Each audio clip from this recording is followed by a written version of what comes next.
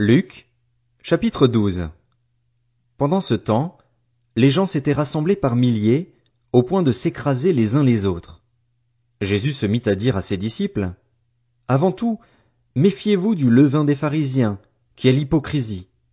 Il n'y a rien de caché qui ne doive être découvert, ni de secret qui ne doivent être connus. C'est pourquoi tout ce que vous aurez dit dans l'obscurité sera entendu en plein jour, et ce que vous aurez dit à l'oreille dans les chambres sera proclamé sur les toits.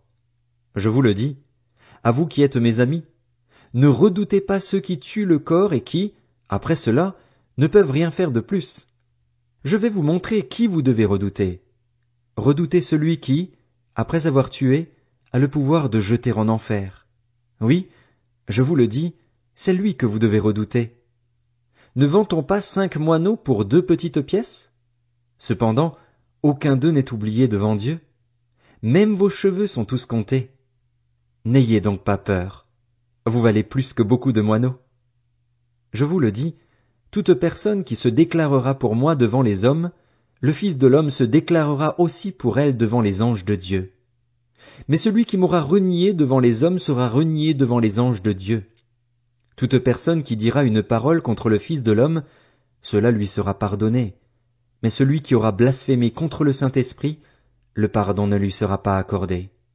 Quand on vous conduira dans les synagogues, ou devant les magistrats et les autorités, ne vous inquiétez pas de la manière dont vous vous défendrez ni de ce que vous direz.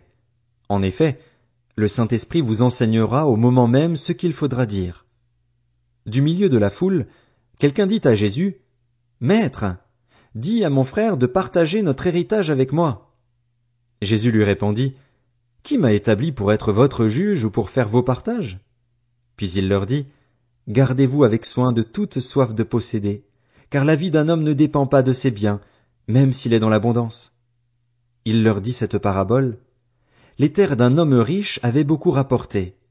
Il raisonnait en lui-même, disant, « Que vais-je faire? En effet, je n'ai pas de place pour rentrer ma récolte. Voici ce que je vais faire, se dit-il. J'abattrai mes greniers, j'en construirai de plus grands, j'y amasserai toute ma récolte et tous mes biens, et je dirai à mon âme, « Mon âme, tu as beaucoup de biens en réserve pour de nombreuses années. Repose-toi, mange, bois et réjouis-toi. » Mais Dieu lui dit, « Homme dépourvu de bon sens, cette nuit même, ton âme te sera redemandée, et ce que tu as préparé, pour qui cela sera-t-il? » Voilà quelle est la situation de celui qui amasse des trésors pour lui-même et qui n'est pas riche pour Dieu.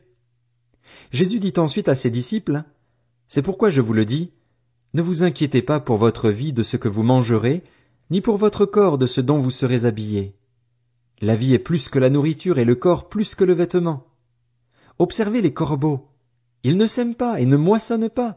Ils n'ont ni cave ni grenier, et Dieu les nourrit. Vous valez beaucoup plus que les oiseaux. Qui de vous peut, par ses inquiétudes, ajouter un instant à la durée de sa vie? Si donc vous ne pouvez rien faire, même pour si peu, pourquoi vous inquiétez-vous du reste? Observez comment poussent les plus belles fleurs. Elles ne travaillent pas et ne tissent pas. Cependant, je vous dis que Salomon lui-même, dans toute sa gloire, n'a pas eu d'aussi belle tenue que l'une d'elles. Si Dieu habille ainsi l'herbe qui est aujourd'hui dans les champs et qui demain sera jetée au feu, il le fera d'autant plus volontiers pour vous, gens de peu de foi. Et vous, ne cherchez pas ce que vous mangerez ni ce que vous boirez, et ne soyez pas inquiets. En effet, tout cela, ce sont les membres des autres peuples du monde qui le recherchent. Votre Père sait que vous en avez besoin. Recherchez plutôt le royaume de Dieu, et tout cela vous sera donné en plus. N'aie pas peur, petit troupeau, car votre Père a trouvé bon de vous donner le royaume. Vendez ce que vous possédez et faites don de l'argent. Faites-vous des bourses qui ne s'usent pas, un trésor inépuisable dans le ciel, où le voleur n'approche pas et où la mite ne détruit pas.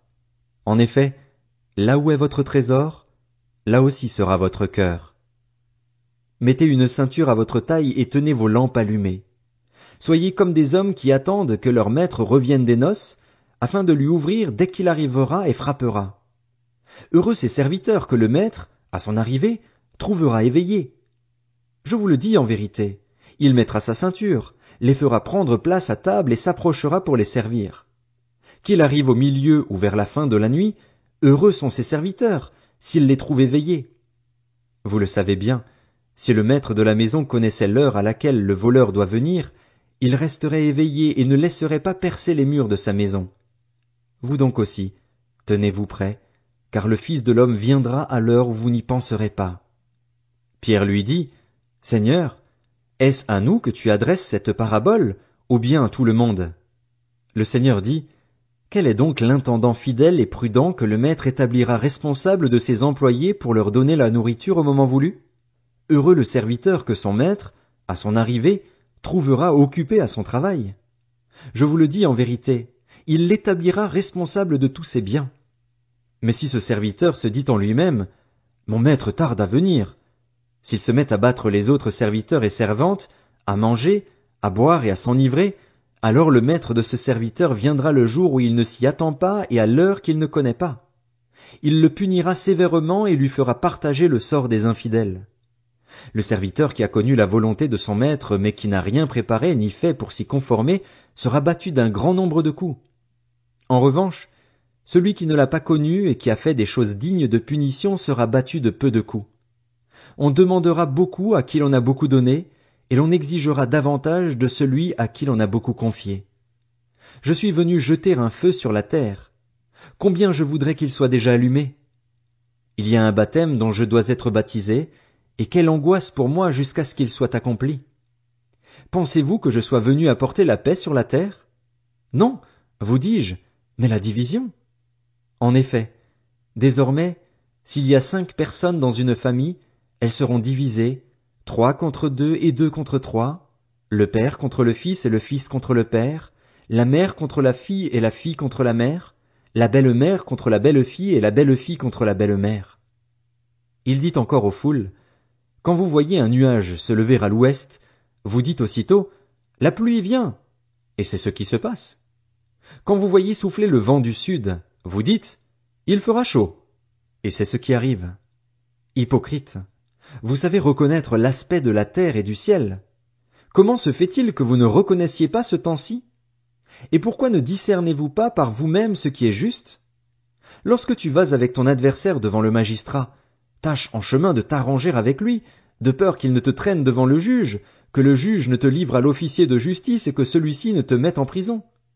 Je te le dis, tu n'en sortiras pas avant d'avoir payé jusqu'au dernier centime.